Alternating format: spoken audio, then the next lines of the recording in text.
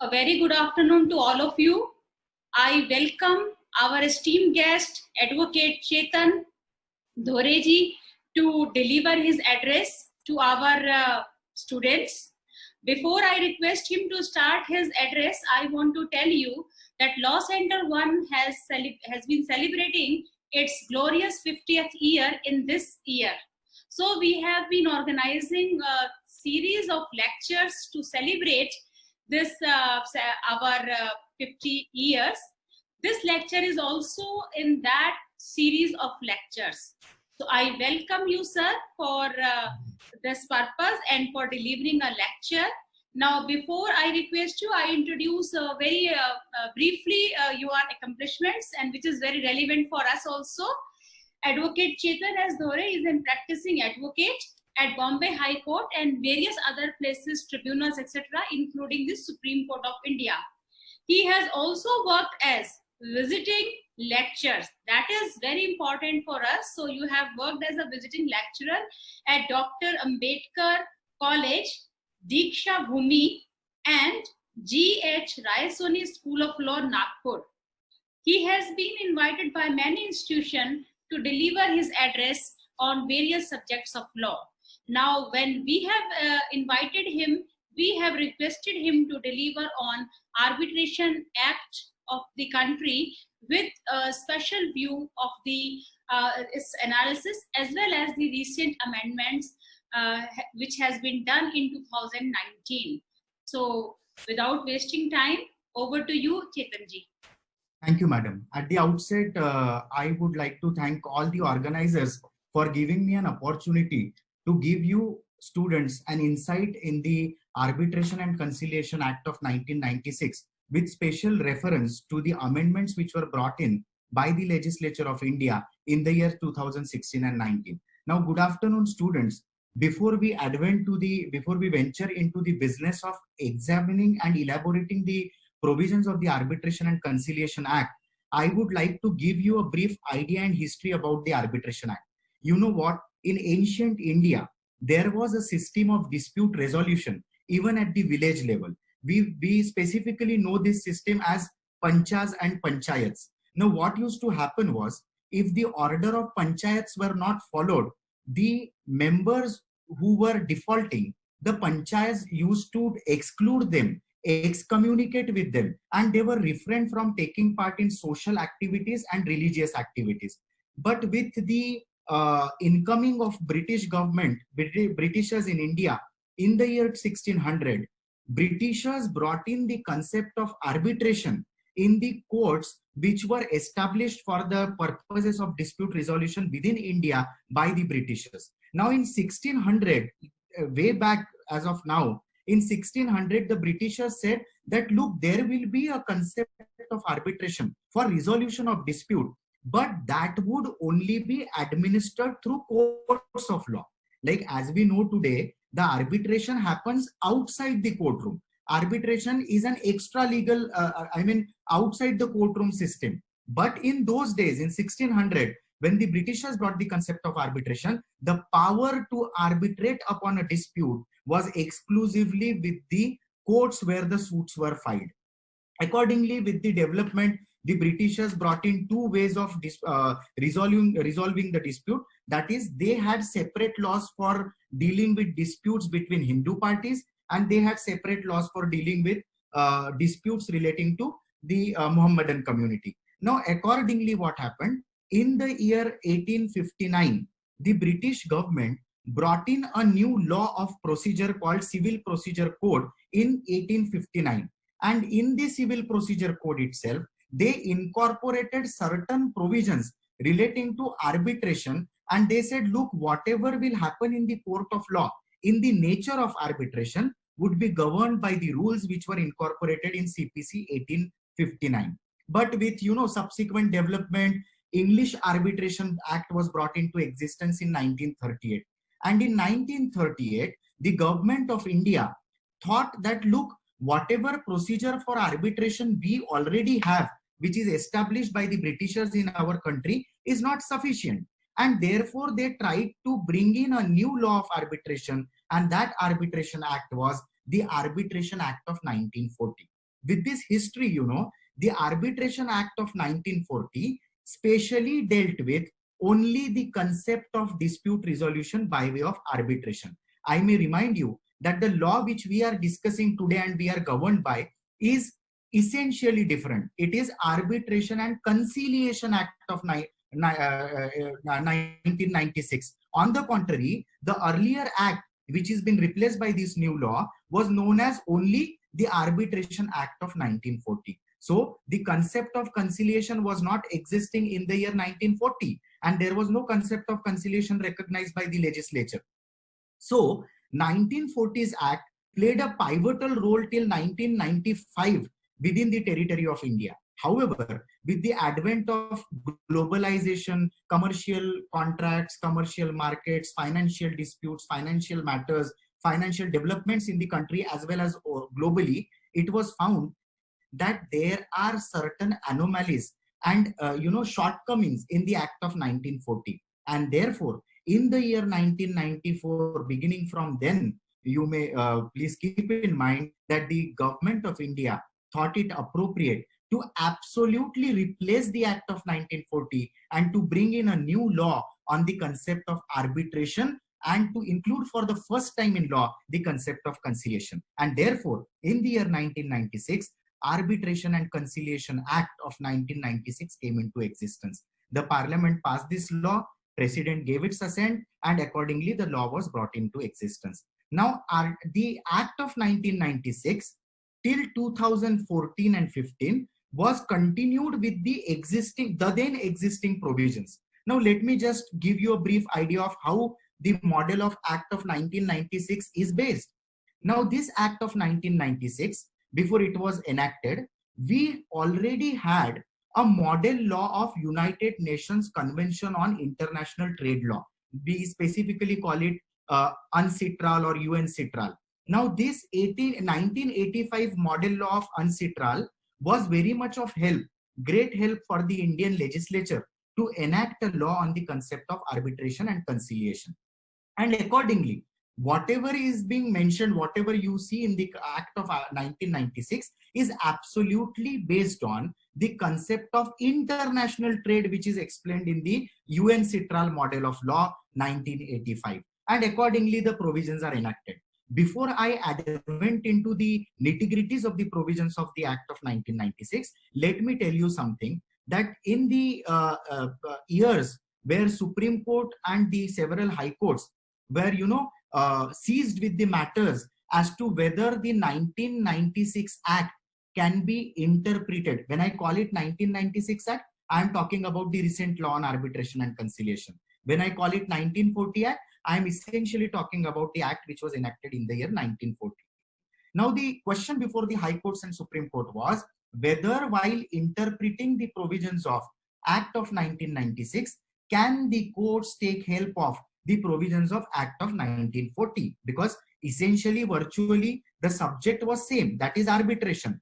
However, the question was very well established, very well explained by the Honorable Supreme Court in one case which is named as P. Anand Gajapati Raju versus PVG Raju, which was decided in the year 2000. The Honorable Supreme Court said that, look, Act of 1940 and Act of 1996, they stand on different footing. The circumstances in which the Act of 1940 was brought in existence and the circumstances on which the Act of 1996 is brought in existence are different. The laws are different. Though the subject appears to be same, while interpreting the provisions of Act of 1996, you cannot take help of the provisions of Act of 1940. And this was reiterated by the Honorable Supreme Court in Sundaram Finance Limited versus NEPC India Limited. And the Honorable Supreme Court made it very clear that 1940 Act and 1996 Act are two different laws. The courts should not confuse themselves while interpreting the provisions of these two laws. Now, given this, let me first tell you the scheme of the Act. The Act is essentially divided into 4 parts. Okay, we are now discussing the provisions of 1996 Act. This 1996 Act was twice amended by the Indian Parliament. And these two amendments were of the year 2016 and 2019. I don't want to go into when the bills were presented, when the bills lapsed. What is important for us is to discuss what are the amendments which were brought in existence, number one, and number two, what were the existing provisions of the Arbitration Act of 1996, which are primarily of importance for a student of law to understand, because we will also be discussing the opportunities for you students after you finish the studies in law school. Now, let me tell you that there are 4 parts of the Arbitration Act of 1996. Subsequently, that is in the year 2019, another part is added, and that is part 1A of the Arbitration Act, again, which we will discuss later on. Now, part 1 of the Arbitration Act essentially talks about the process of arbitration. Okay, now it says that there are several chapters, there are several provisions pertaining to definition clause, various phrases which are used in the Arbitration Act. Then it talks about what is arbitration agreement. Then it talks about judicial extent of intervention in the process of arbitration, so on, and number of arbitrators, appointment of arbitrators, how the proceedings will proceed, whether there will be an opportunity of hearing or not, how the award will be drafted, how statement of claim and defense will be drafted, so on and so forth. I would want to advent and venture only into the essential sections of this particular law with the amendment. Now, let us try to understand that in a layman's language, arbitration is a process whereby 2 or more parties try to say that their relationship will be governed by a particular procedure, and if at all a dispute arises, they would not knock the doors of the court, but they would sit independently, appoint a third person who is not essentially a court to resolve the disputes between them. Now, in order to analyze these provisions, there is a technique to understand that, first of all, liberty is given by the legislature to the parties to a dispute to set up procedure for resolution of their dispute. So the resolution of dispute between the parties by way of arbitration, primarily speaking, is essentially governed by the procedure prescribed by those parties itself. Okay, but that procedure which the parties agree upon cannot go beyond what is legislated upon in the Act of 1996. So the Act of 1996 lays down a framework for the parties to set up their procedure mechanism in which their dispute will be resolved. And therefore, Section 2 of the Arbitration Act first defines certain phrases like who is party, what is arbitration, what is an arbitration agreement, what is international commercial arbitration, what is domestic arbitration, so on and so forth. Now, to understand, you have to first analyze that there are 2 types of arbitrations which are recognized by the Indian Parliament. First is domestic arbitration, second is international commercial arbitration. As a layman, let us understand that domestic arbitration essentially is pertaining to the domestic parties, that is within the territory of India, and governed by domestic laws. On the contrary, on the other hand, international commercial arbitration would essentially mean that there is one of the parties which is not domestic but international, and or that is governed by some international law. And this Act of 1996 says when a particular dispute between the parties is an international dispute, then there is a separate procedure laid down in Part 2 of the Arbitration and Conciliation Act of 1996. The Part 2 describes about New York Convention and Geneva Convention. I mean, when the award is an international arbitral award, then that award can be enforced in consonance with the provisions of Part 2 of this particular Act of 1996. We will go into that later on. So the Section 2 of the Arbitration and Conciliation Act first defines various phrases which are used in the Act. Then you pay attention to Section 5 of the Arbitration Act. Now, Section 5 of the Arbitration Act clearly says that there would be minimal intervention of the judiciary, of the courts in the process of arbitration. Now, why arbitration as a concept has evolved globally? Arbitration is evolved because it is inexpensive, it is less time consuming compared to the court procedures. Say for example, party A enters into a contract for 100 crores with party B, and suppose in future there arises a dispute. Will it not be very difficult for any of the parties to approach the court? First, they will have to pay court fees. Second, they will have to fight in the court of law. For you know the procedure in India, that it might take years and years together. Then there is an appeal, there is second appeal, there is special petition, execution, so on and so forth. And the commercial parties, where high stakes are involved, cannot venture themselves into the normal course of court proceedings, and therefore the concept of arbitration has come into existence. So the legislature, on the model of UN Citral 1985, thought it appropriate to specifically mention in the act itself that, look, whenever there is an arbitration, the courts, the judiciary must not interfere unless it is expressly provided in the statute itself. So there are instances which I will tell you right now where the courts of the country can intervene in the proceedings of arbitration. But what is the rule? The rule is that the courts must not involve themselves in the process of arbitration unless and until it is specifically provided for in the Act of 1996. Now, what are the essential provisions which permit the courts of law to interfere in the process of arbitration? Immediately after Section 5, let me tell you about Section 8. Now, Section 8 is very important.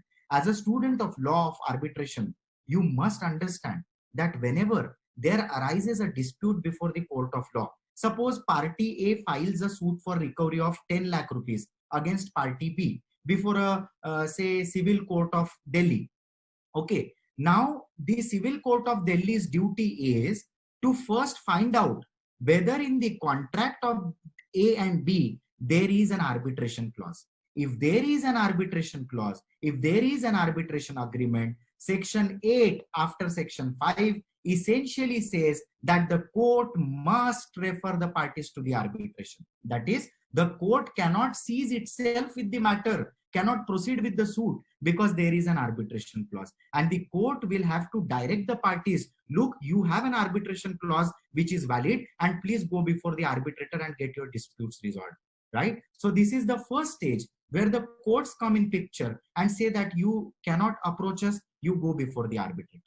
Then comes Section 9 of the Arbitration Act. I'll give you an example. Suppose there is an arbitration agreement between two parties, X and Y.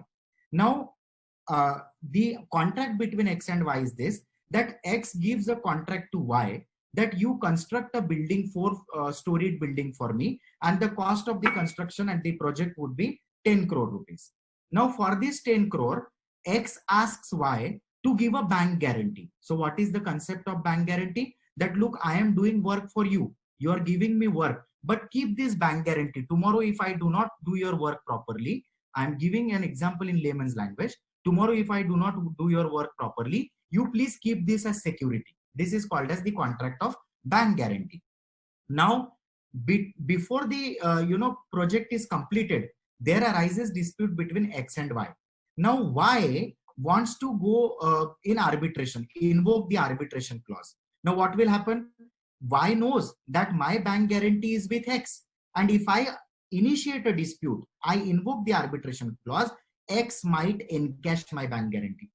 Excuse me. That is, X might encash the bank guarantee, and whatever amount is guaranteed by me by way of this bank guarantee contract will be encashed by X. And therefore, what Y will do, because arbitration has not yet begun, arbitration is yet to start, the X party Y will knock the doors of the court and file an application under Section 9 of the Arbitration Act saying that, look, I have a contract with X, and X has entered into a contract, taken my bank guarantee. No doubt there is an arbitration agreement, but because the arbitrator is yet to be appointed, my lord, kindly grant me interim relief. What do they call it? Section 9 is known as interim relief, etc. by the court. It is the marginal heading of Section 9. I repeat, interim relief, etc. by the court. So what Section 9 says? Section 9 says any party to the arbitration agreement before, during, and after the arbitration, but before the award is enforced. Matlab, there are three stages. One, that section 9 before the court can be invoked before the arbitrator is appointed, before arbitration has begun. And section 9 also says that during the proceedings of arbitration, suppose something which does not fall within the jurisdiction of arbitrator, still the party can approach, knock the doors of the court and say, look, I want interim relief. And third is, when the award is passed, but the award is not enforced by the competent court in view of section 36 of the Arbitration Act, then the party can knock the doors of the court and say, look, that this award is pending, or that arbitration tribunal is not set yet, so kindly grant me interim relief. What interim reliefs can be granted? Section 9 specifically makes mention of 8 to 9 grounds on which interim relief can be granted. So interim relief in the matters of arbitration is the discretion of the court only when the party proves that there is inherent danger to my interest if the interim relief is not granted till the appointment of arbitrator. Now let us take a pause here. You know, before 2016, more specifically 2019, that is the 2 years when amendments were brought to the Arbitration Act, parties used to approach the courts and take interim reliefs and enjoy the interim relief till, delay the appointment of arbitrator. This was specifically noticed by the Indian Parliament after various judgments of High Court and Supreme Court and recommendations which were provided by Honorable Justice Shri Krishna's committee, the then judge of Honorable Supreme Court. He was appointed as the chairman of the committee to suggest, to recommend changes in the Arbitration Act of 1996. And on his recommendations, these recommendations were recognized by the Honorable Supreme Court in one judgment of 2018, when the amendment itself was not brought in existence. So the recommendations were so pivotal and important that the Supreme Court had considered those recommendations. Keeping that aside, Section 9 came to be amended in the year 2019. And what is the amendment now? The amendment is, look, you cannot take interim relief and enjoy it till the time you want to enjoy it and delay the appointment of arbitrator. Now you can enjoy the remedy under order under section 9 only for 90 days after it is awarded after the order is passed by the competent court. Which means what? Within the period of 90 days from getting order of interim relief from the court, you must take efforts to appoint an arbitrator. And if the arbitrator is not appointed, the order which is granted under section 9 must lapse. Okay, so the rider is put by clause 2, which is subsequently added to the Arbitration and Conciliation Act of 1996, which makes it apparently clear, that now you cannot enjoy section 9 at your whims and measures. Section 9 order can only be enjoyed till the period of 90 days from the date on which the competent court of original jurisdiction grants you order of interim relief. Now with this section 9, and before moving to other sections, section 9 matches with section 17 of the Indian Arbitration Act of 1996. Now what is it? Section 9 is generally before the arbitral tribunal is appointed. The parties approach the court. And section 17 is after the arbitration tribunal is appointed. Suppose the section 9 order is passed and within 90 days the arbitration tribunal is constituted. Now that section 9 order of interim relief and stay will not be applicable. The application again will have to be moved before the arbitrator, because now who is holding the jurisdiction of the dispute? The dispute is being held by the competent arbitrator appointed by the parties. And this arbitrator will now decide whether interim relief is necessary or not, whether the party needs to be protected or not. And while deciding an application under section 17, the law is very clear that the arbitrator must not be influenced by the observations and findings of the court under the order of section 9. So this is the independence given to the arbitrator in the Arbitration and Conciliation Act. So now let me take you back to the provisions. Section 5 says extent of judiciary must be minimal, intervention must be minimal. Section 8 says that parties must be referred. 9 says interim relief can be granted but cannot be enjoyed beyond 90 days. 17 says that court should not be, arbitrator should not be influenced, right? This is how the interim reliefs are granted. Then comes another instance of interference by the court in the matters of arbitration, and that is section 11. And before section 11, let me tell you students that there is a provision which mandates as to how many arbitrators must decide the dispute. It says there shall be a sole arbitrator unless otherwise agreed by the parties. Which means what? That if the parties have not agreed on the number of arbitrators, the number of arbitrator would be 1. There will be a sole arbitrator. Who will decide the name of the arbitrator? It is initially for the parties to decide the arbitrator. But if they fail to decide the arbitrator, they can knock the doors of High Court or Supreme Court, as the case may be, under section 11, which talks essentially about appointment of arbitrators. Now it says that if a party approaches Honorable Supreme Court for appointment of arbitrator, the first and foremost thing which has to be proved, I mean High Court or Supreme Court, whoever is approached, the first and foremost thing to be shown is that there exists a valid arbitration agreement between the parties. Now, what is valid arbitration agreement? That the arbitration agreement is not brought in existence by way of fraud, undue influence, so on and so forth, which you students have specifically studied in Indian Contract Act of 1872 in your first year student studies of law, right? So the riders which are given for the valid contract, essentials of valid contract are pari materia, mutatis mutandis, applicable to the arbitration agreement, because arbitration agreement is also an agreement in the language of Indian Contract Act of 1872, and therefore in order to be valid, it must comply with the terms and conditions of the provisions of Indian Contract Act 1872. Now suppose the person approaches for appointment of arbitrator to Supreme Court or High Court. The provision says that, look, you have to prove two things. One, that there is a valid arbitration agreement.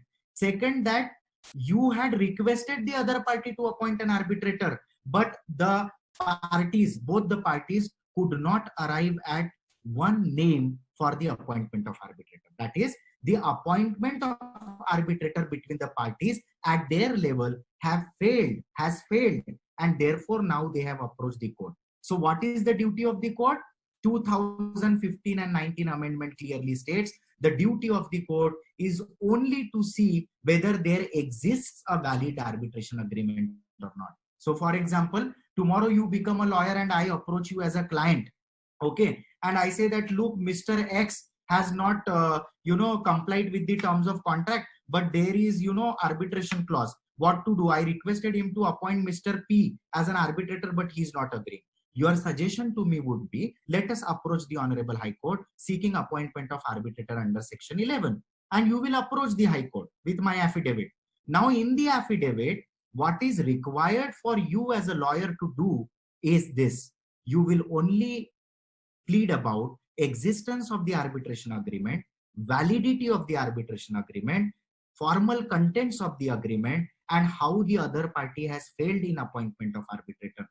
Mind you, students, in appointment of arbitrator petition under section 11, you cannot litigate upon the facts and law of the case. You cannot litigate upon the actual dispute involved between the parties, because section 11 petition is merely an administrative power of the High Court or Supreme Court.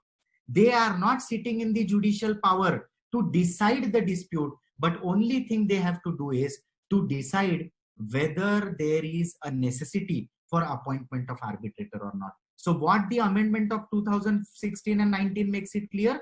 It makes it clear that the duty of the court is to only check whether the arbitration agreement is valid or not, and not to go into the merits of the case. It is not required for High Court or Supreme Court to go into merits of the case, right? So now, as we are also simultaneously discussing amendments, let me tell you what I told about section 11 is what was existing since 1996, okay? But in the year 2019, an amendment is brought to that provision, and a subclause is added, subsection is added. What it says? It says that now 2019 onwards, the High Court or Supreme Court, while exercising their power under Section 11 of the Act, must have reference to Part 1A, which is also added in the year 2019. What is Part 1A? Part 1A, for the first time in India, talks about, please pay attention, it is something which is very important, the institutionalized arbitration in India. What is institutionalized arbitration? What is institutional arbitration? Earlier, you know, when 1996 Act was brought into existence, there was also some rules relating to International Center, Indian Center for Arbitration, right, which is at Delhi. Now, this particular center is an institute for arbitration. What is the importance of this center? The importance of this center is to, you know, initiate steps to develop India on the global market for international arbitration. But unfortunately, it was found that this particular body could not discharge its functions to the satisfaction which was required. And therefore, in 2019, the Parliament of India amended the Act of 1996 and added new part which essentially talks about establishment of Arbitration Council of India. Let me repeat, it is Arbitration Council of India. Now, with this Arbitration Council of India, prospects for those who want to develop in the faculty of arbitration are more and more. I will explain that at the end of this video. Now, with the advent of this, Section 11 of the Arbitration Act now says that, look, whenever you, the Honorable Supreme Court or High Court, is approached by a party under Section 11 for appointment of arbitrator, please have regard to the institutionalized center of arbitration, that is Arbitration Council of India. What is the function of Arbitration Council of India? The function is twofold. Number one, to recognize the institutions which can be called arbitration institutions. One. Two, to recognize whether the arbitrators who are sitting in those institutions are proper or not, whether they are competent or not to discharge their functions under the Act. So, identification of the institutes and gradation of the arbitrators, twofold idea, twofold objective to be achieved by the Arbitration Council of India. So, Arbitration Council of India will monitor these two things. It will recognize the institutes. Second, it will see whether the persons who are arbitrators therein are competent enough to be called as arbitrators, to function as arbitrator or not. So now, as on today, Section 11 stands very clear that when the High Court or Supreme Court is approached, please have reference to the Arbitration Council of India's part and please see whether an arbitrator from there can be appointed or not. So this is called as the concept of institutionalized arbitration. Institutional arbitration. I am not sure whether you have heard of it or not. There were only two countries which were very famous for institutional arbitration. One was Singapore. Singapore's International Center for Arbitration, SICA, SIC. And then the country was, Hong Kong. Hong Kong had a system of institutionalized arbitration, but it was later on realized by the courts in India and the Parliament that, look, it is very important that in order to grow and to make India a hub for arbitration, which is the objective and recommendation of Honorable Justice Sri Krishna's committee, which has brought in amendment in 2019, that, look, we have to make India a hub of arbitration. Now, in such situations, you must have a statutory recognition. You must have a statutory body which will recognize these institutions and these arbitrators. And that body, mind you, is added by way of Part 1A of the Act of 1996, and this is called as Arbitration Council of India. So, Arbitration of Council of India is also discussed in schedules which is attached to the Act and is also discussed under Section 11. So, we have discussed that now. Then comes, there are several provisions which talks about how the appointment of arbitrator can be challenged or not. But mind you, for the present purposes, I would not go into that. Let us now see what Section 17 says, which I have expressly told you. Once again, I am reminding you in the course that Section 17 is again like Section 9, which is interim relief before the arbitrator. Section 9 was interim relief before the court. 17 is before the arbitrator. Then the most important provision which was called in question before the Supreme Court of India and Delhi High Court especially was Section 20. Now, Section 20 essentially is a very simple provision. It, talks about the place of arbitration, right? So where should be the place of arbitration? Now, Section 20, while interpreting the language of Section 20, the Honorable Supreme Court, in a very famous decision of the year 2001, Sanchin Chemicals, Supreme Court said that venue of arbitration and place of arbitration are two different phrases. They cannot be confused with each other. See, I mean, as a layman, I would never have, given it a thought that venue and place have a different connotation. But as you know, while we interpret the law, the most essential and important thing is to understand the cognitive expressions of each and every word which is used in law. So we give lot of impetus to full stop, commas, words, their different meanings while interpreting the law. So what does it say? That while place of arbitration is always one, the venue of arbitration can be different. It can change. It was decided by Honorable Supreme Court in 2001 in Sanchin Chemicals case. So it made very clear way back in 2001, that is 19 years ago, that place of arbitration and venue of arbitration must not be confused, right? So these Sanchin Chemicals or, your McDonald's case, these are all cases wherein the international arbitration was in question before the Honorable Supreme Court and High Court. Now there came another case in 2018, which is 2014, I'm sorry. This 2014 case is Enercon GAM versus Enercon Energy. Enercon versus Enercon is what specifically we call it. So Enercon versus Enercon, the Supreme Court once again said, making reference to Sanchin Chemicals, that look, the venue of arbitration and seat of arbitration, these are again two different words. They cannot be confused with each other. See, you know what? While the venue, place, or seat of arbitration comes in question only when, generally speaking, in the matters of international arbitration. So in the matters of international arbitration, the parties might agree that, look, the venue of arbitration should be X place. But, the place of arbitration might be different. So that is in details Supreme Court has expressed in Sanchin, Enercon, McDonald's, Balco, Bhatia, so on and so forth. There were several other cases in which the Honorable Supreme Court has taken cognizance of the language used in Section 20, right? So with Section 20, now we move on to Section 23, which is important. Now, Section 23 is amended in the year 2019, right? What Section 23 is, let me explain.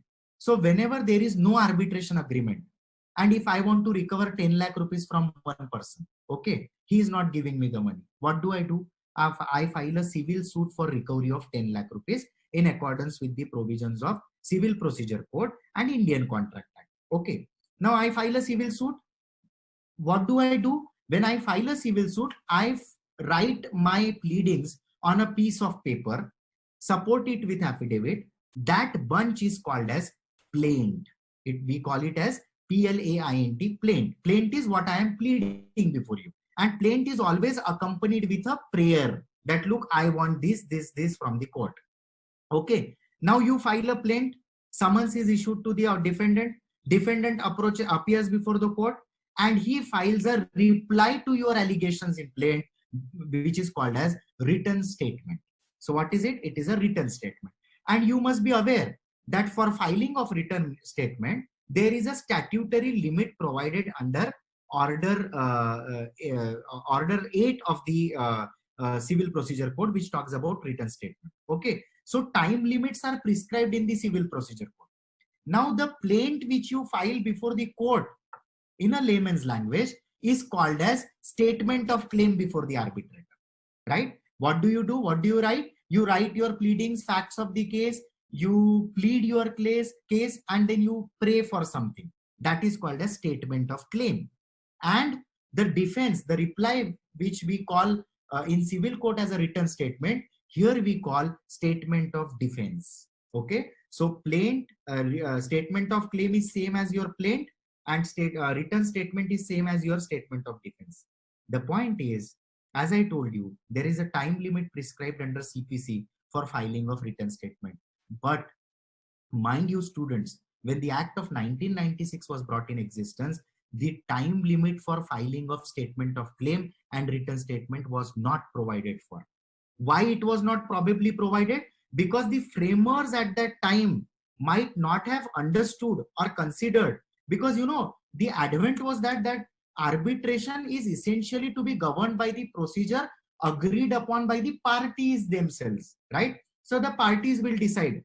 But no, it was found subsequently for all these years that they are inordinately delaying the process of arbitration, which is frustrating the object of arbitration. Object of arbitration is speedy disposal of matters, right? So therefore, they have now prescribed time limit under section 23. So they say that the pleadings should be completed within 6 months before the arbitrator.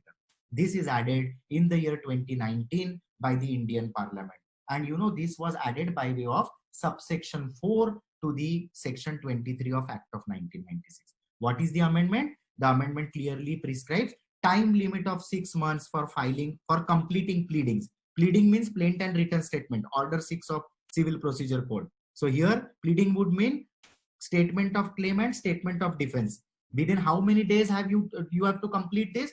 You have to finish this process within 6 months. And in this connection, let me tell you that the Act is further amended, and it says that the award of the arbitration must be filed within 1 year. I will explain that later on when it comes. Now we move on to section 27. Section 27 is one such provision, where again the court comes in picture. Otherwise, courts cannot come in picture. Section 27, the Act says that suppose an arbitrator is not able to take evidence in the matter. Just take an example, because evidence would be required. And at this stage, I would also want to tell you that there is a provision in Arbitration Act which says that the law of Civil Procedure Code and Evidence Act would not be applicable to arbitration proceedings. But Honorable Justice Dhanuka, in one judgment of Honorable Bombay High Court, and based on several decisions of the Honorable Supreme Court, has said that undoubtedly the Act clearly states that the CPC and Evidence Act would not be applicable. However, the general rules of pleading and evidence would still be applicable to the procedure of arbitration, right? Which means that strictly CPC cannot be made applicable, strictly Evidence Act would not be made applicable. But what are the general rules of evidence? What are the general rules of pleading will be still applicable. It is very well held by Supreme Court and several high courts time and again since 1996. Now, section 27 says, suppose the arbitrator is not able to take evidence, and or suppose parties want Mr. Y to be examined before the arbitrator, but he is not coming. Now, what arbitrator can do? Arbitrator can just send a requisition, which you call summon before the court. Summons, right? So requisition, if not followed by a person, then arbitrator cannot do anything. On the contrary, if a summons is issued by a competent civil court, and if that summons is not followed, there are severe punishments which follow under CPC. You might be taken into custody, so on and so forth. So what happens? Section 27 takes care of this. Suppose a party or the arbitrator approaches the court, says that, look, I am the arbitrator or I am the party, arbitration is going on, we don't know how to take evidence, or that this particular person is not coming, kindly call him for evidence, and you take the evidence. The court, upon being satisfied that there is an arbitration agreement, that the proceedings are still going on, the court will call that person. Either it will ask that person to directly give evidence before the arbitrator, or it will record the evidence for arbitrator and submit the evidence to the arbitrator. Now, if you look at it jurisprudentially from the angle of philosophy of law, what is the court doing under section 27? The court is essentially doing an clerical work, administrative function. It would not be appropriate to call it clerical work, but in layman's language we can call it. What is court doing? Court is merely gathering some data and submitting it for the decision of the arbitrator.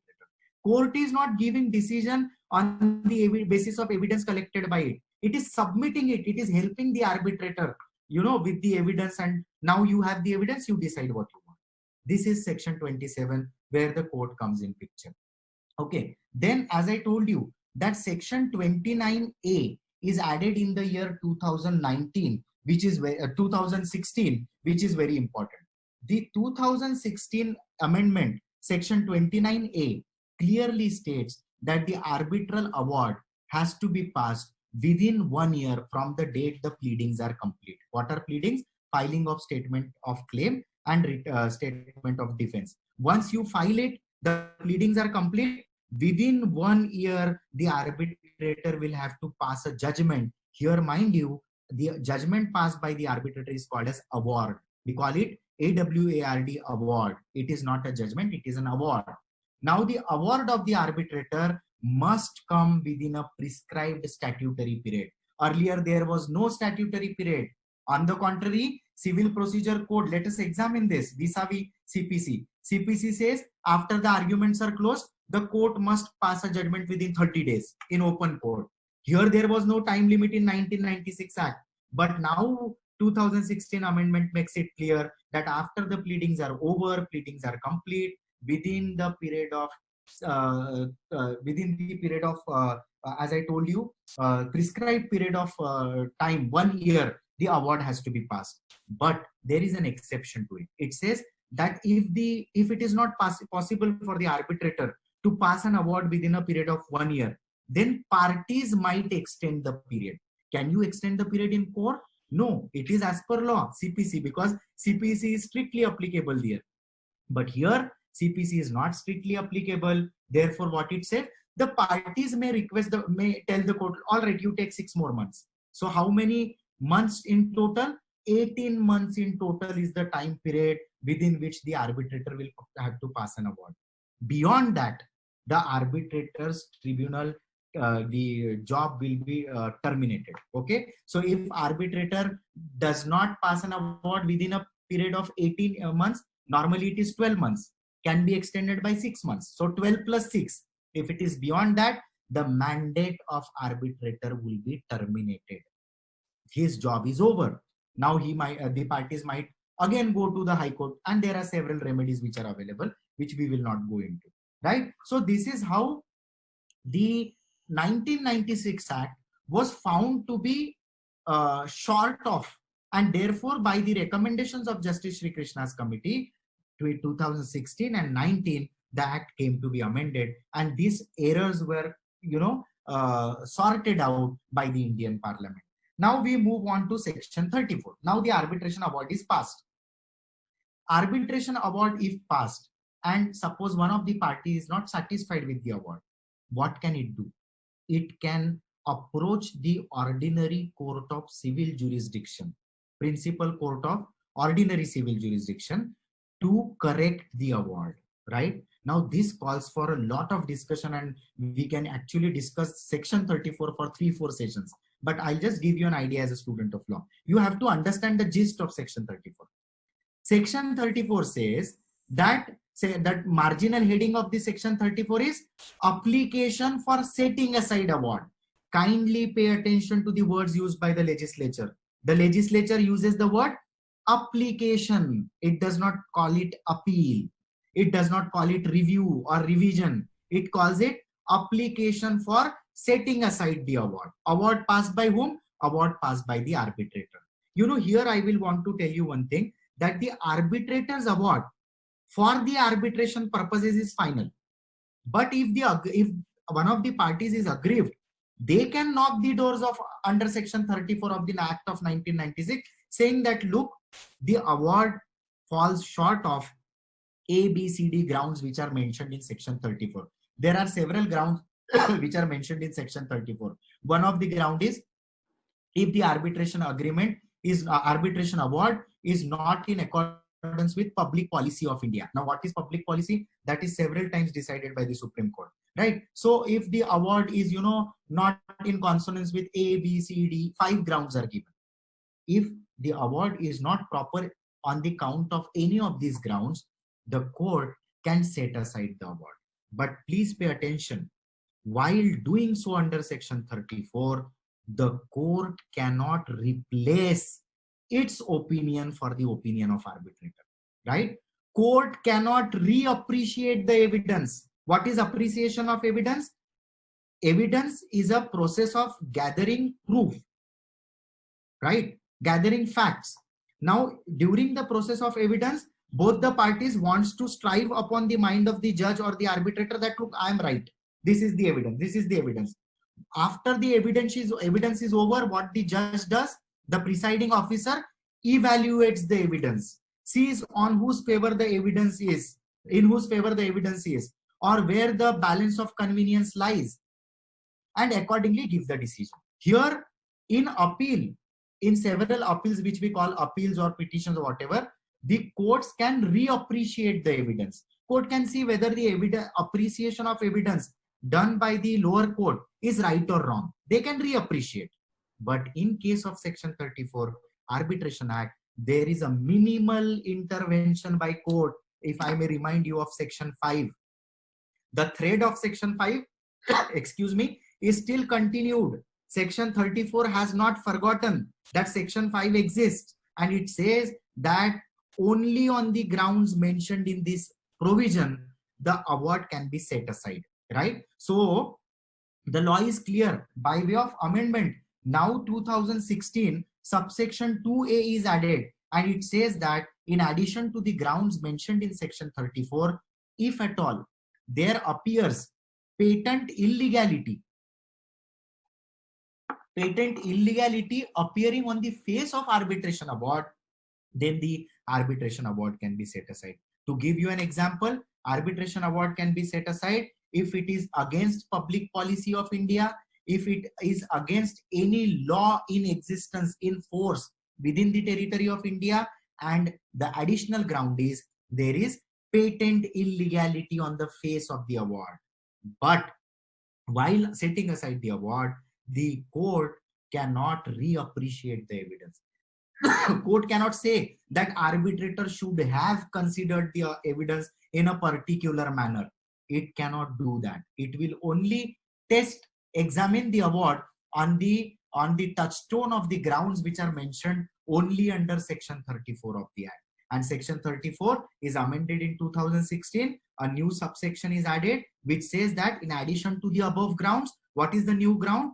Patent illegality appearing on the face of arbitral award, right? So this is Section 34. Then comes Section 36, which is important for our discussion. Now, we said that there was earlier a law of 1940, Arbitration Act. Okay.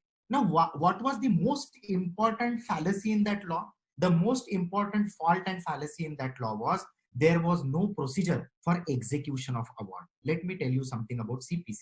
Suppose I file a civil suit, decree is passed in my favor, judgment and decree. Decree follows judgment. Okay. So judgment and decree comes in my favor. What happens is, if that decree is not complied with by the judgment debtor, by the losing party, what can happen? I can knock the doors and file execution proceeding for execution of decree.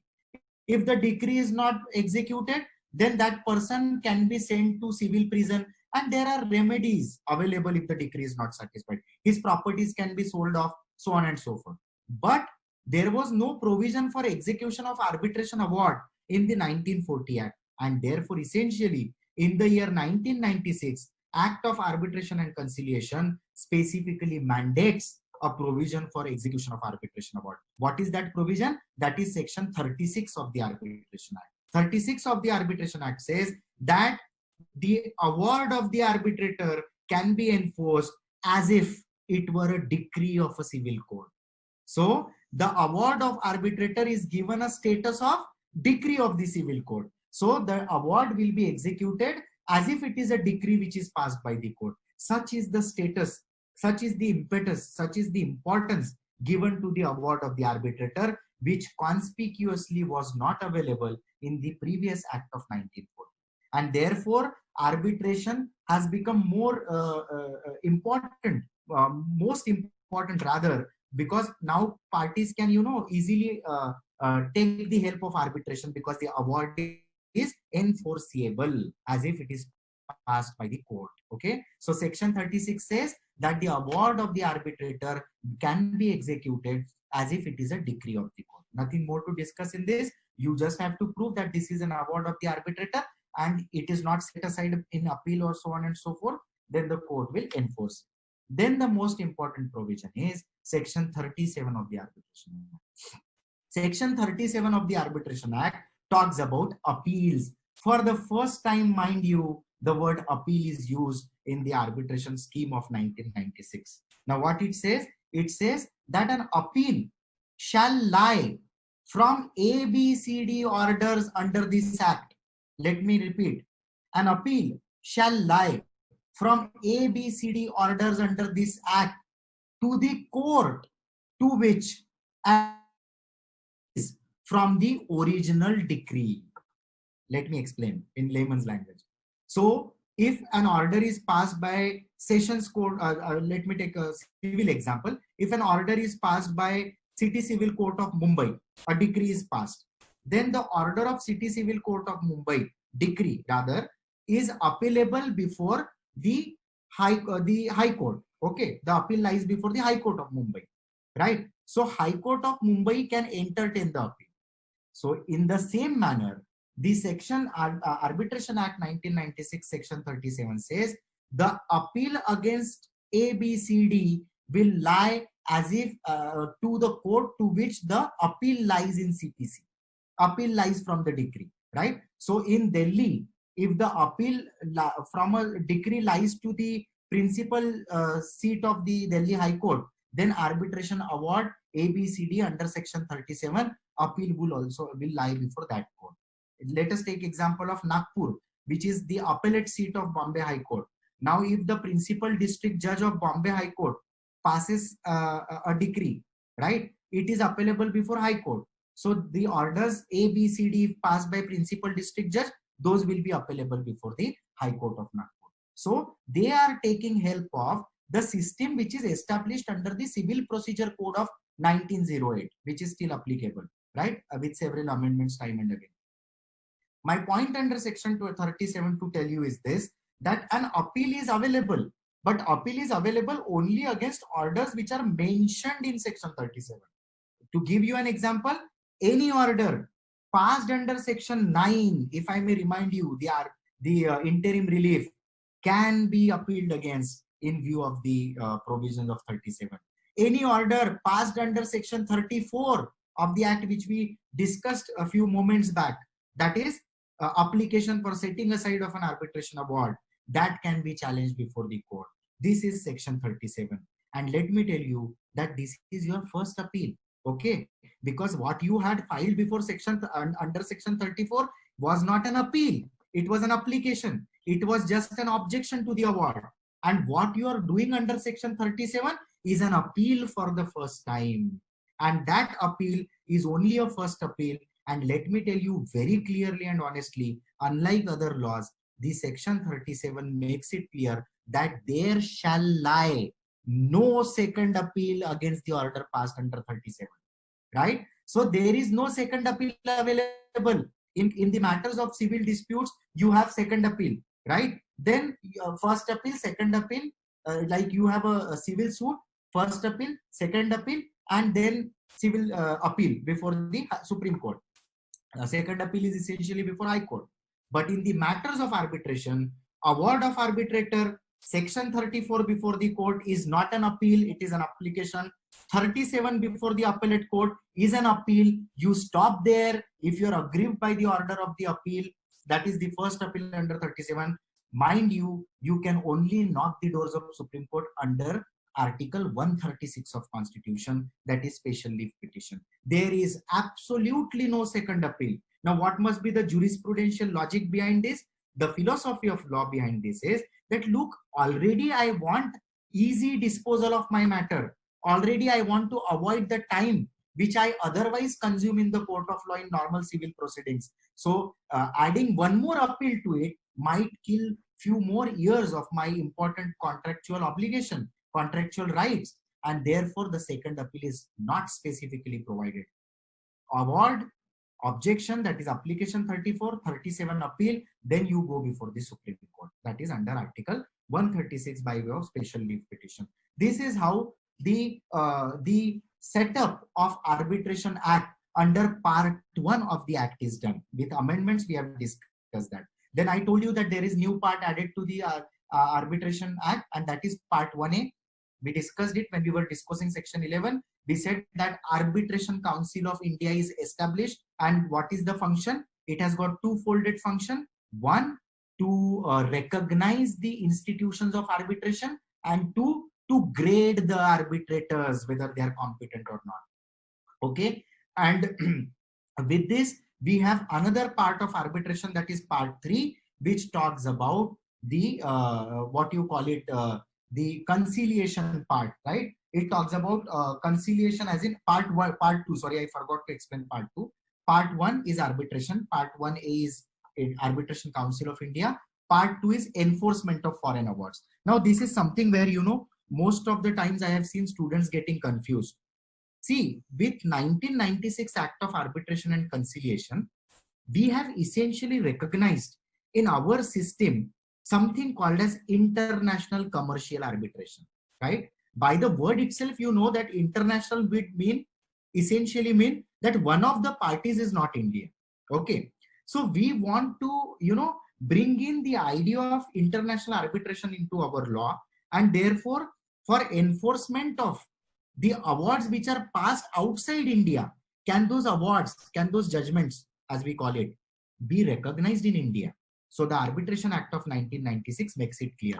It says that, look, international commercial arbitrations are recognized, awards passed are recognized. Those awards are called as foreign awards. If the seat of arbitration, seat, venue, section 20, please have that in mind. Enercon, Samshin, all these judgments. So seat, venue, place is it, if it is not India, and if it is an award which is passed outside the boundaries of India, then it is a foreign award. And this foreign award is recognized in the Act of 1996, and the Honorable Supreme Court has time and again said that these awards can also be enforced in view of the provisions of Part 2 of the Act of 1996. Part 2 of the Act is divided into 2 chapters. The first chapter talks about New York Convention. Second chapter talks about Geneva Convention. Geneva Convention came prior in time, then came New York Convention. Now, what are these convention? Convention generally means agreements, right? Between the units, between the states, right? So few states come together, countries come together and agree on a particular subject. So in New York and Geneva Convention, the parties to the agreement, to the convention, have agreed upon the procedure of enforcement of foreign awards. They said, suppose there is an arbitration agreement between the countries which are party to a particular convention, how that award will be enforced. So they have laid down the rules. So if there is a foreign award, and if the parties are agreeing to New York Convention, then their foreign award will be executed in the light of the provisions of New York Convention. And if the parties are agreeing to Geneva Convention, their foreign award will be executed in line with, in consonance with the provisions of Geneva Convention. So this is all about that. But let me tell you, UN-CITRAL model, that is United Nations Convention on International Trade Law, 1985 model, is very clear. It has mandated, I told you that our law of 1996 absolutely bases itself upon the 1985 model of UN-CITRAL, and the preamble of the act itself makes it clear. It is very easy to understand. Now, the provisions relating to New York Convention under the UN-CITRAL model are as it is adopted in the Indian Act of 1996, Arbitration Act. So the manner in which they have provided for execution of the foreign award, the same manner is reproduced under Part 2 of the Act of 1996. Sum and substance, bullet point is this, that if a foreign award is to be executed, yes, it is recognized within the territory of India. It can be executed, enforced, but in which manner? In the manner in which parties have agreed themselves, right? Suppose I want it to be enforced in view of New York Convention, it will be done in that manner. If it has to be done in Geneva Convention, it will be done in that manner. Then comes your Part 3, and that talks about conciliation. For the first time, mind you students, the Act of 1996 has recognized something beyond arbitration. And what is that? That is the concept of conciliation. Now, in layman's language, the court proceedings and arbitration essentially requires, please pay attention on this word, adjudication of dispute.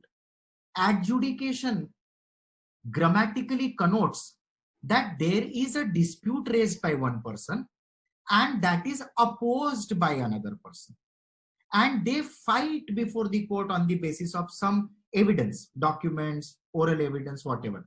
And upon gathering such evidence, the adjudicating authority, that is the court or the arbitrator, deciding authority, decision making authority, actually gives a decision. It decides, it arrives at a conclusion that, look, you are wrong, you are right. Okay, this is called as adjudication. In arbitration, part 1 of the Arbitration Act of 1996, what happens is adjudication of dispute. The arbitrator adjudicates on the basis of facts, documents, oral and other evidence. But please pay attention, part 3, that is the concept of conciliation, is not adjudication. It is mere facilitation of resolution of dispute, right? What is it? It is facilitation of resolution of dispute without seeing who is right and who is wrong, right? So sum and substance of the entire part 3 is only this as a student of law to understand, because provisions are very easy to understand. Who is the person who will facilitate the settlement? The person is called as conciliator, and the procedure in which, manner in which it is done, the process is called as conciliation. What is conciliation? Settlement or resolution of dispute, not adjudication of dispute, right? So the role of conciliator is to facilitate resolution of dispute, you know, by saying that, all right, you are also right, you are also right, but please, this is the midway, let us do it this way. So across the table, they all sit together, they forget about you know, allegations and counter allegations, and they probably resolve their dispute, do not adjudicate. Conciliator is not the arbitrator. Conciliator is not the judge. He is merely a facilitator of resolution of dispute. He is a midway. He is a midman who, you know, stops both of them. All right, you are right, you are right. Let me find out what can be done. Do you agree? Do you agree? Yes, the dispute is resolved.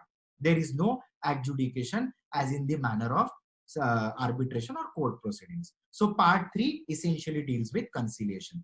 Then comes your part 4 of the arbitration, which talks about, which is generally we also don't read such provisions, but as a student of law, you must not leave any provision. Part 4 talks about the miscellaneous provisions, you know, repeals and savings, rule making power of High Court and Supreme Court, rule making power of the government for the purposes of this act. Just to give you an example, every single legislation in our country will have rule making power, right? So rule making power in the case of Arbitration Act is this, that High Courts and Supreme Court and several other High Courts have framed rule for appointment of arbitrator. So you will find Bombay High Court, appointment of arbitrator rules. Delhi High Court, appointment of arbitrator rule. Supreme Court, appointment of arbitrator rules. This rule making power of Supreme Court and High Court is essentially mentioned, provided for in part 4 of the Arbitration and Conciliation Act of 1996. All right. Now the act does not stop here. Okay. Let me take you to the any law. I mean, any act, any legislation you pick up. So you will first find the design of the act. What is the design of the act? First, there is a preamble. Then there are parts. Parts comprises of chapters. Chapters comprises of sections and subsections. All right. And there is a third limb which cannot be lost sight of, and that is called as schedules to the act. What are schedules? Schedules are generally details or enlistments which are not mentioned in the provision but are separately given. Let us take example of Constitution of India. 7th schedule talks about list 1, list 2, list 3, state list, concurrent list, union list. Those cannot be mentioned in Article 242, 243, 245. Therefore, those are given in detail in the schedule. What are schedules? Schedules are enlistments, details, right? And those schedules form essential part of a particular legislation. So coming back to the Act of 1996, mind you, there are as many as 8 schedules to the Constitution, one of which is recently added.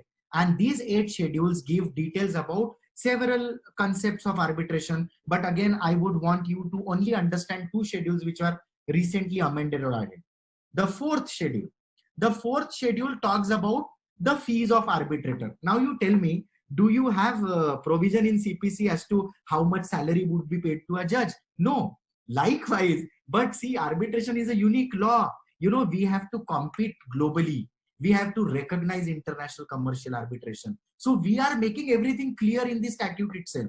We have said in Schedule 4 that look, for as this much claim, this will be the arbitrator's fees, right? Just to give an example, suppose your claim is 1 crore rupees. The statute prescribes that whatever, I mean, X amount would be the fees of the arbitrator.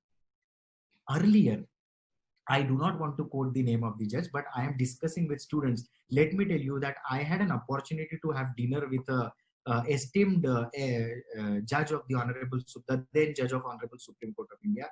She told me that she charges 30 lakh rupees per day as an arbitrator. I have myself paid for my clients 15 lakh rupees per day for arbitration. It's a very lucrative career. We are now coming to discuss that. I will tell you, people earn a lot of money by way of the arbitration branch of law. So, you know, this was the situation. Probably because of this, the parliament might have thought it necessary to explain what should be the fee structure of the arbitrator. But, you know, again, remember section 5, minimal judicial intervention, minimal legal intervention. It clearly states, but we have given the schedule, this should be the fees. But if parties otherwise agree, matlab parties decide that no more fees should be paid, if parties are comfortable, the law does not have any problem, right? But normally speaking, what should be the fees of arbitrator?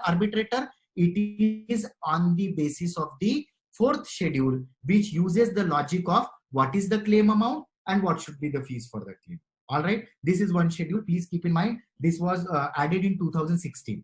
Okay, then comes another schedule which was added in 2019, very recently. It was added in August 2019. What does it talk about? It is a 8th schedule. 8th schedule now talks about qualification of the arbitrator, right?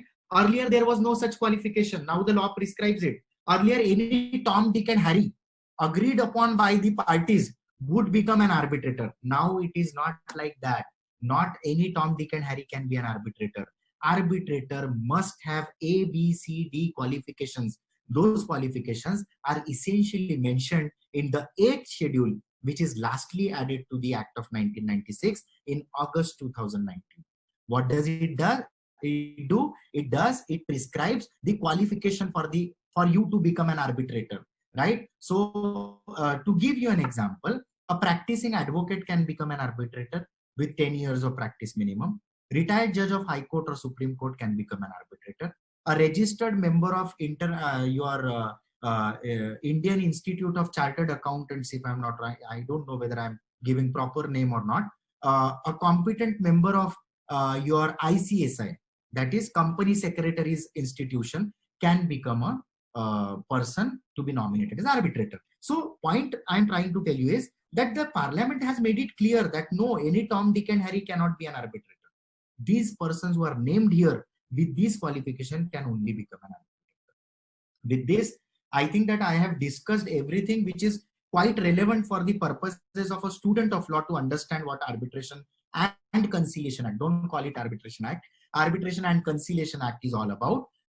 And now with this, let me tell you something which is very important, because I am very sure that you all must have heard a lot about arbitration.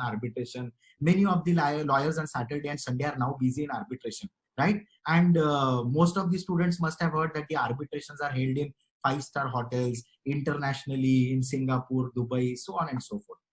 I myself do a lot of arbitration. I was always fascinated to this particular branch of law. Let me first tell you, before dreaming your career in arbitration, mind you guys, the Arbitration Act of 1996 only talks about the procedure of arbitration. But arbitration can be of any subject of law. Please try to understand. Arbitration can be of a contract in Sale of Goods Act. Arbitration can be of a contract another commercial law. Arbitration can be in a contract of family in the family disputes, as in property disputes. Matrimonial disputes cannot be entertained. Criminal matters cannot be entertained in arbitration. Those disputes which are arbitrable, okay, can may include, may talk about any law. It is not only about Arbitration Act. Arbitration Act gives the procedure for arbitration. But if you want to make career in arbitration law, first thing you have to understand is, please make yourself conversant with several other laws. Laws like Contract Act, Sale of Goods Act, financial laws, and you have to read the global trend of financial matters. Unless and until you understand the global trend, please note that you cannot make career in arbitration law. With this rider, let me now tell you what all can happen. So there are two branches, domestic and commercial. Now, whenever you study arbitration law or any law in your law school, the focus is always upon the provisions of law, the jurisprudence, a background of law, philosophy of law, and the case laws which are given by the apex court and several other high courts. But this is not where you have to stop. There, if you want to get an edge, you have to do several things in order to make yourself conversant with several laws and to become qualified to take part in the arbitration and other proceedings. All right. So for that, if you want to go in arbitration, please note that you will first have to learn the global trend of economy, right? Then you must be well conversant with all the local laws, that is domestic laws like Contract Act, Sale of Goods Act, as I told you. There are 4 or 5 important things I have jotted down which are very important to obtain an edge in any law. First, you have to set a strategy. You must have a sense of strategy. 1. Number 2, you must, I'm repeating, you must understand commercial contracts, right? Most of the students have never liked Indian Contract Act. They don't like the subject of contract law. Unless and until you know that, please take it that you cannot become a lawyer. You cannot take career in arbitration law. So your foundation is Indian Contract Act 1872. Study well, know that. So understanding of commercial contract. Third is knowledge and of the subject, that is knowledge and insight of a particular subject. Fourth is your ability to express your thoughts. You have to develop that to get an edge. Then now what can you do? Before I tell you what are the actual prospects, there are 2 branches of arbitration if you want to make career in that. One is domestic arbitration, another is international arbitration, or you can make career in both of them. For this, I will advise you to please join the young organizations for young students of law. And there exist such young organizations. I am sure you might not be aware, but there is one very famous such organization recognized by law exists in Delhi. Okay, so I'll just give you the names. First is Young Mumbai Center for International Arbitration. This is in Mumbai. They organize various seminars, webinars.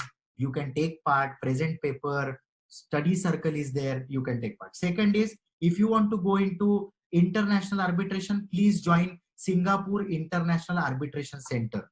The name is Young Singapore, and this is all free of cost. Young Singapore International Arbitration Center. Third is Young London Court of Arbitration. Fourth is you have a permanent court of arbitration in Delhi, which is very easy for you all to join because you all stay in Delhi. So permanent court of arbitration. Recently in October 2018, they had conducted several programs for the young students, and unfortunately not many of them had joined because people are not aware. So you must also know that. Now to make career, please pay attention that you have to understand the global developments. Track the global developments. How will you track the global development?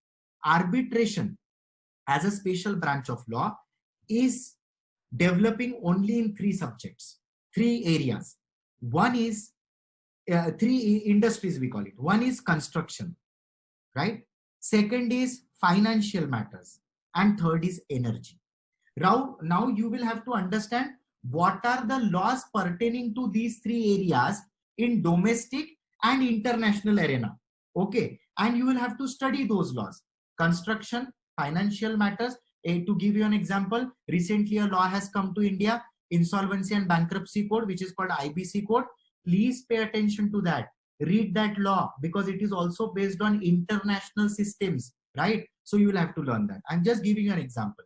Unless and until all these three areas and laws pertaining to them are not known to you, you do not make yourself conversant with that area, you will not be able to make career. But mind you, if you pay just 2 hours every day in these three areas globally, you can excel. Now, what you can do actually, what are the prospects? In domestic arbitration, you can go into litigation, specifically join a firm which deals in arbitration. Please go learn there, join arbitration. Okay. You can go in research, write research papers. You can make research for the arguing counsels in the firms. There are specially researchers appointed for this purpose. So you can do that.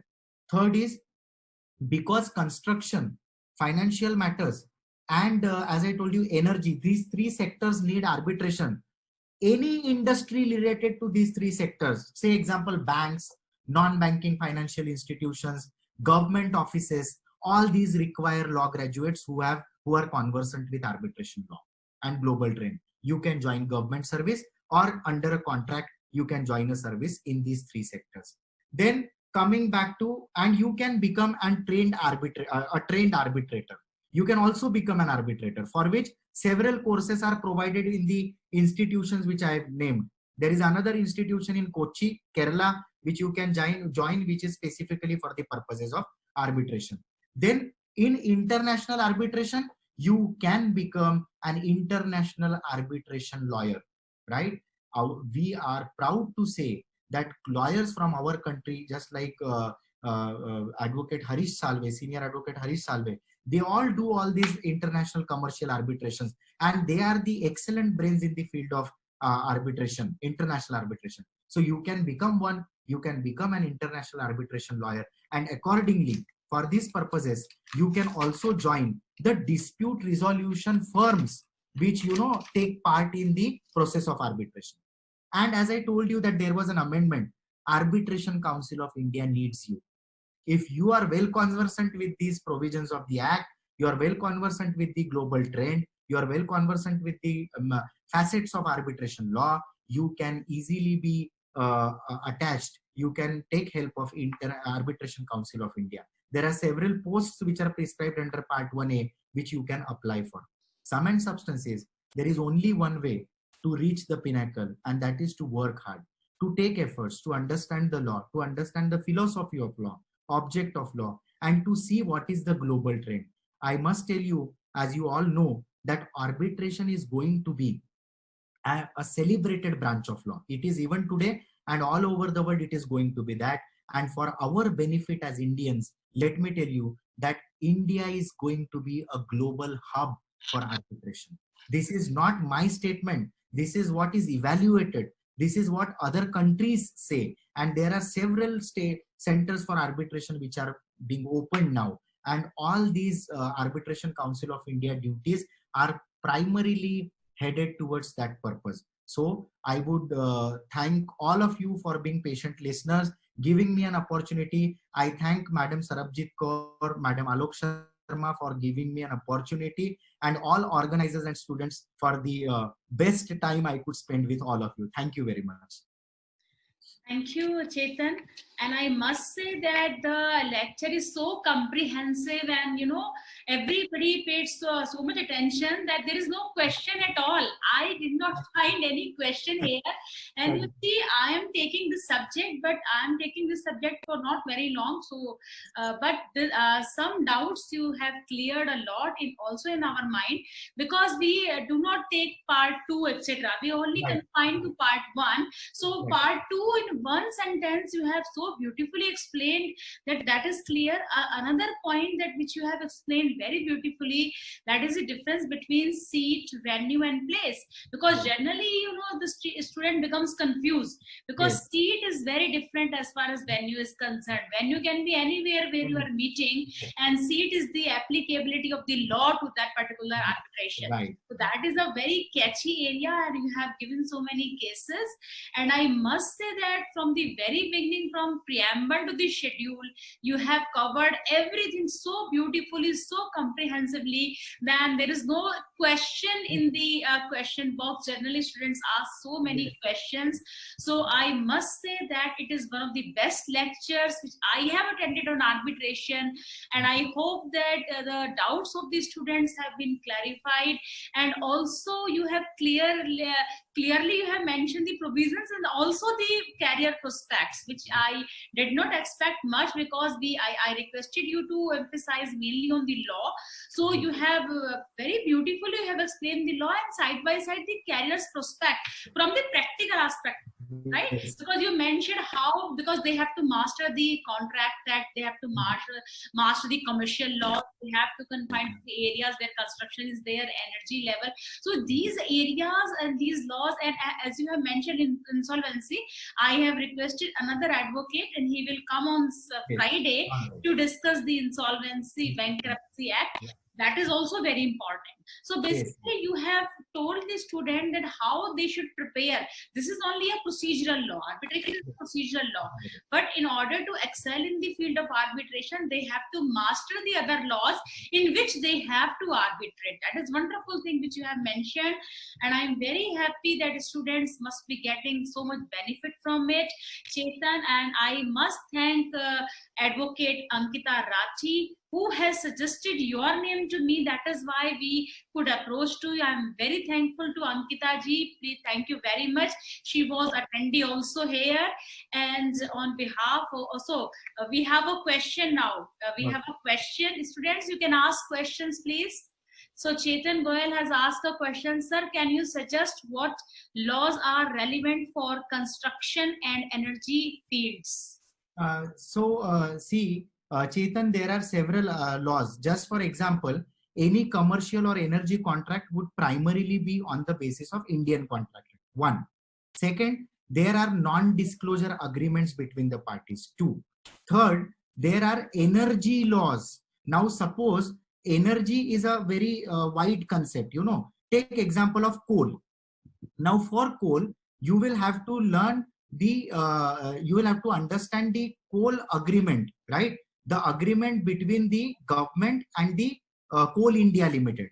So Coal India Limited enters into an agreement after the Coalgate scam. That contract was renewed as per the directions of the Honorable Supreme Court. So you will have to learn the laws relating to coal block allotment, right? Take example of electricity. If it is pertaining to electricity, you will have to learn the Electricity Act.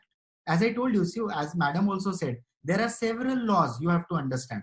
So if it is about coal, please get into the coal allocation policies of the government, and then there is something called as coal distribution system. You have to learn those policies and rules and regulation.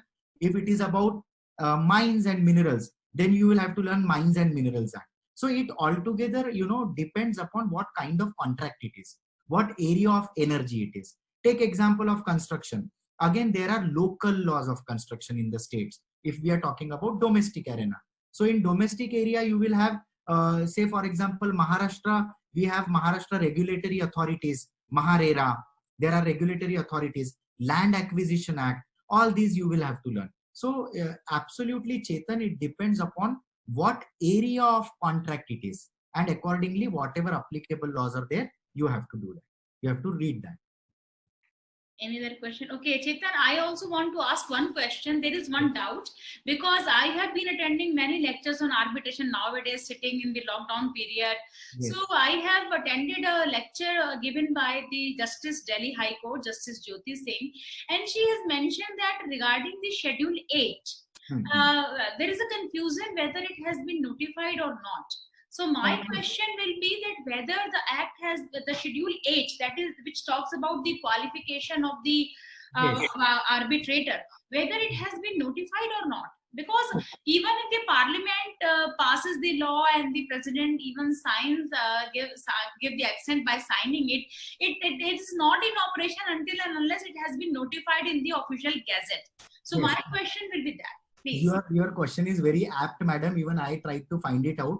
Right. It was inserted in the act by way of section 14 of the Act of 33 of 2019. But as of now, even on the website, there is no information whether it is notified or not.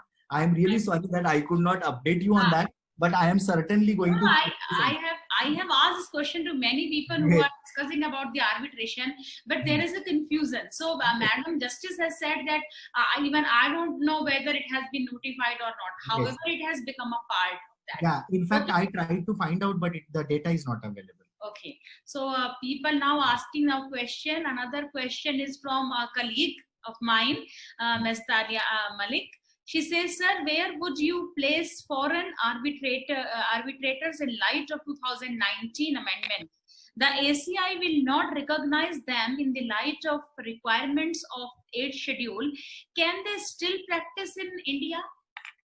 No, the point is that foreign awards are specially recognized under the separate part, and therefore, insofar as ACI is concerned, ACI is only deals with the institutional arbitration within India.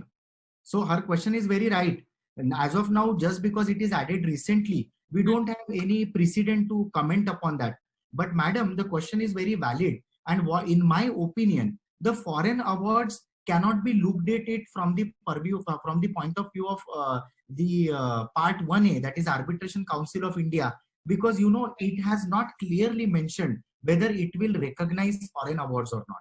But insofar as their enforcement is concerned, as you know, that is separately dealt with. Part 2. Yes. Okay, yes. So I think we need another amendment for this. Yes. Because like Tanya is asking, more people will ask, especially the foreign advocates who are practicing. Yes. Exactly. So another question, Chetan, is from anonymous attendee. He is asking, sir, can you please explain the difference between seat and venue with an example? That I think he has already done. Yeah. But all right, I'll just give you an example. Yeah. I was dealing with a Section 11 application before the Honorable High Court of Bombay, and it was on original side. So the agreement stated that the place of arbitration would be Solapur, Maharashtra. But when I approached the court, and the opposite side also approached, by then NERCON's decision had come. So I said, Milord, see, I am not able to go to Solapur because it is very difficult. It is in the inside. I mean, we cannot reach there. So the court said, on the basis of this, what I will decide is that let this Solapur be a place of arbitration, but the seat of arbitration will be in Pune. Right? So the agreement stated that this is a place of arbitration, but the seat of arbitration was changed. The court says that venue can be anywhere, but the place has to be the same. Now it is essentially in view of, you know, international arbitrations, which is relevant for applicability of the law, right? So suppose the place of arbitration is UK, but the venue of arbitration was say US. So which law will be applicable for enforcement? For that purpose, the difference is made in sanction and NERCON for place and venue of arbitration.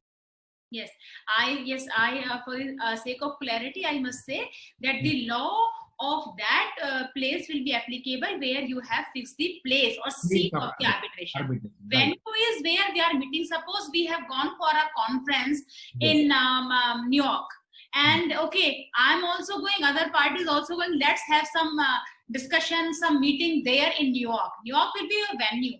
But if suppose seat is the UK, then it will be the law of the UK which will be applicable.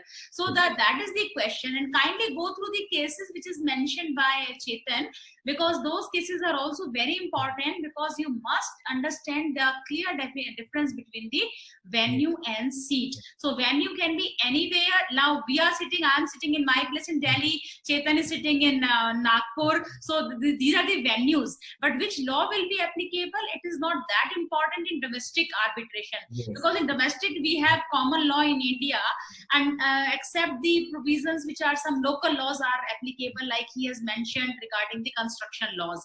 So Yes. in those areas you see the local law, so seat also becomes important in domestic arbitration. But if you talk about the mercantile laws, commercial laws, which are all same throughout the country, I don't think that there will be any difficulty as far as domestic arbitration is concerned. But these things are very important for the international arbitration. Okay, so another question is from Ankita. I don't know whether Ankita Rathi is asking or some other Ankita is there. As you mentioned that there is no second appeal, then what is the remedy if the amount of award is less than 3 lakh, and where an application under section 34 will lie? No, the question here, whoever the Ankita is, the question she has asked is about the pecuniary jurisdiction. Okay, so we are not on pecuniary jurisdiction. We are essentially on subject matter jurisdiction. Irrespective of what the amount is, the application would lie to the court which is mentioned in section 34, and appeal would lie to the court to which an appeal would ordinarily lie from the decree of that court. I hope I have made it very clear that the question was focusing upon the amount of the arbitration award, and I am saying that the section focuses upon subject matter jurisdiction. Okay, so it is not about the amount, it is about the subject matter, that is arbitration. Right. So no second appeal in arbitration. No second appeal. And for if you want to, you have to go under Article 136, special petition in the Supreme Court. Yes. Now, our student Chetan Goyal, another very intelligent and bright student of our center, he is saying to Advocate Chetan, thank you so much, sir. It is an excellent guidance from you. So he's basically, another is Pramod Bharadwaj. He's saying, sir, is there any age restriction for an arbitrator? No, there is no age restriction. Only thing is he should be mentally capacitated and must have qualification to become an arbitrator. That is it. Okay, so Chetan, we have taken all the questions, and the lecture was so comprehensive that there was very few questions which students could ask. And I thank Ankita ji again for recommending your name for this, a very informative lecture on arbitration. I thank you on behalf of our professor in charge, Professor Sarabjit Kaur, on behalf of Law Center 1 faculty members, on behalf of Law Center 1 students, and on my personal behalf for giving such a wonderful lecture which covers all the aspects of arbitration and conciliation acts with the practical aspects for the students. Thank you so much, Chetan. And if it is possible, definitely we'll ask you to guide our students in future, maybe on the drafting of the arbitration clause. If you can take a session, I will be very happy. I will keep in touch with you for this purpose. Thank you, Chetan. Thank you.